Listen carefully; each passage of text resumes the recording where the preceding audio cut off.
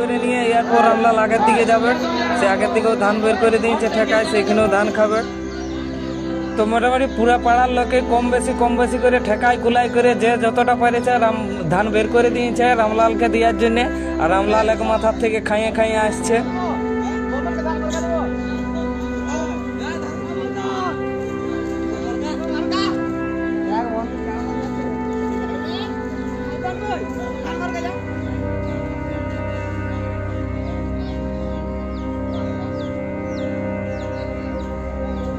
তো দেখতে পাচ্ছ এধারে মোটামুটি খাঁচে লোক চলে আসছে, গোটা পাড়ার লোক সব রামলালকে দেখছে দাঁড়ায়।